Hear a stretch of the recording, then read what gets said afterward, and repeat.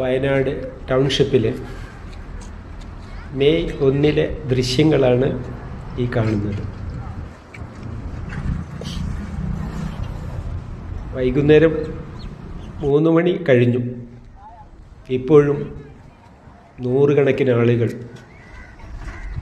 ഇവിടെ ഒഴുകിയെത്തിക്കൊണ്ടിരിക്കുകയാണ്. പലരും കുടുംബസമേതമാണ് വരുന്നത്. ചിലർ നാടൊന്നിച്ച് വരുന്നു. ടൂറിസ്റ്റ് ബസ്സുകൾ മറ്റും പിടിച്ച് വരുന്നവരാണ് നിരവധി പേർ. അതേപോലെ തന്നെ മറ്റു വാഹനങ്ങൾ ഉപയോഗിച്ച് വരുന്നവരും ഉണ്ട്. ജാതി നോക്കാതെ മതം നോക്കാതെ ഒരു തീർത്ഥാടന കേന്ദ്രത്തിലേക്ക് എന്ന പോലെയാണ് ഇവിടെ വരുന്നത്. വരുന്നവർ മനസ്സ് നിറഞ്ഞുകൊണ്ടാണ് പോകുന്നത്. പ്രതീക്ഷയുടെയും പ്രത്യാശയുടെയും ഒക്കെ തന്നെ വലിയ സന്തോഷത്തോടു കൂടിയാണ് അവർ പോകുന്നത്.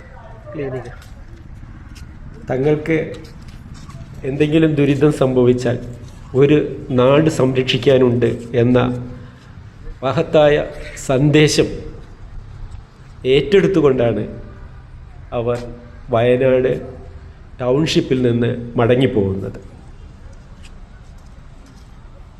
പ്രതീക്ഷയുടെ പ്രത്യാശയുടെ ഒരു തുരുത്തായി വയനാട് ടൗൺഷിപ്പ് മാറിക്കഴിഞ്ഞു.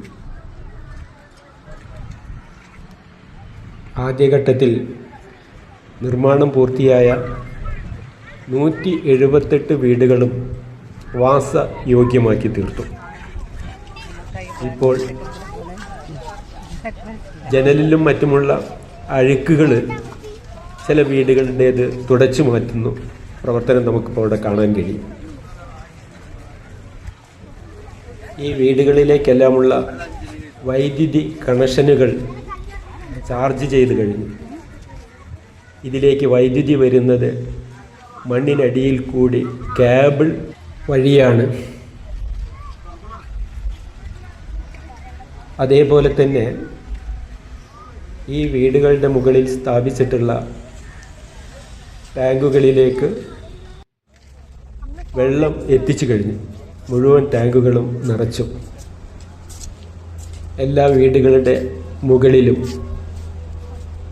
സോളാർ പാനലും സ്ഥാപിച്ചിട്ടുണ്ട്. മുഴുവൻ വീടുകളെയും ബന്ധിപ്പിച്ചുകൊണ്ട് റോഡുകളുണ്ട്.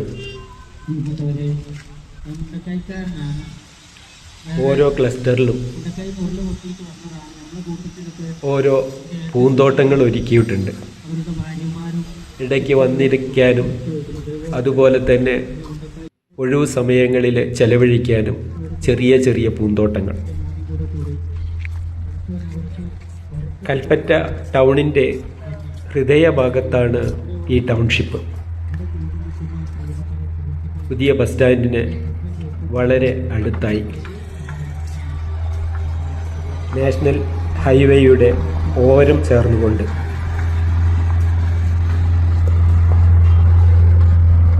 ഒന്നാം ഘട്ടത്തിൽ പൂർത്തിയായ ഈ 178 വീടുകൾക്ക് പുറമെ ബാക്കിയുള്ള വീടുകളുടെ പണിയും പൂർത്തിയായിക്കൊണ്ടിരിക്കുകയാണ്.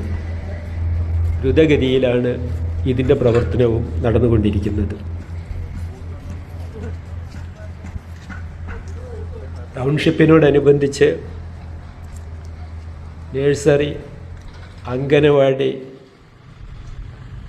സ്കൂള് എന്നിവയും സ്ഥാപിക്കുന്നുണ്ട്. കൂടാതെ ഒരു ഹോസ്പിറ്റലും ഇതിൻ്റെ ഭാഗമായി ടൗൺഷിപ്പിൽ വരാൻ വേണ്ടി പോവുകയാണ്. ദുരിതബാധിതർക്ക്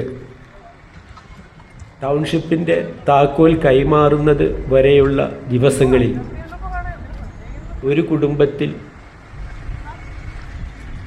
പരമാവധി 2 പേർക്ക് ദിവസം 200 രൂപ വെച്ച് സർക്കാർ നൽകിക്കൊണ്ടിരിക്കുകയാണ്.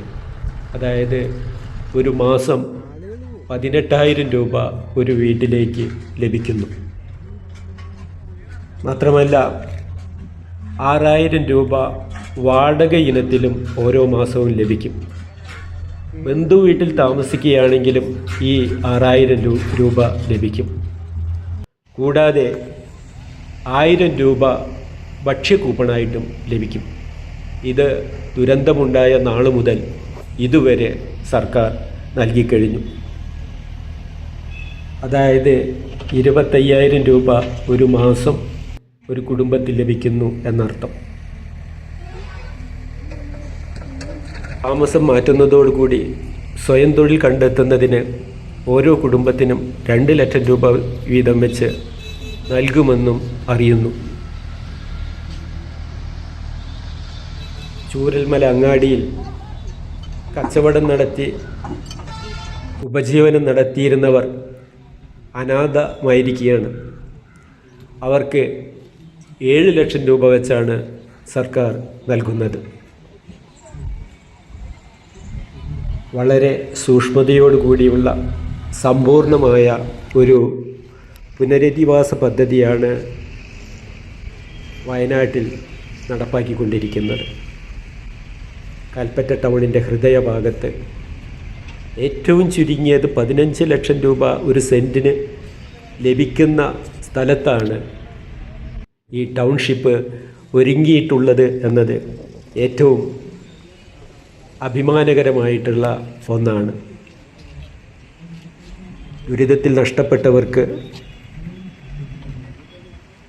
ഒരിക്കലും പൂർണ്ണമായി സഹായം ചെയ്യാൻ കഴിയില്ലെങ്കിലും പരമാവധി അവരെ സഹായിക്കാവുന്ന ഒരു നിലപാടാണ് കേരളത്തിൽ ഉണ്ടായത്. തീർച്ചയായും അഭിനന്ദനം അർഹിക്കുന്ന ഒരു മഹത്തായ പദ്ധതിയാണ് വയനാട് പുനരധിവാസ പദ്ധതി എന്നുള്ള കാര്യത്തിൽ ഒരു സംശയവുമില്ല. അതിൻ്റെ ആദ്യഘട്ടം പൂർത്തിയായി ആളുകൾ താമസത്തിന് ഒരുങ്ങിക്കൊണ്ടിരിക്കുന്ന മനോഹരമായിട്ടുള്ള ഒരു അവസരമാണ് ഇപ്പോഴുള്ളത്.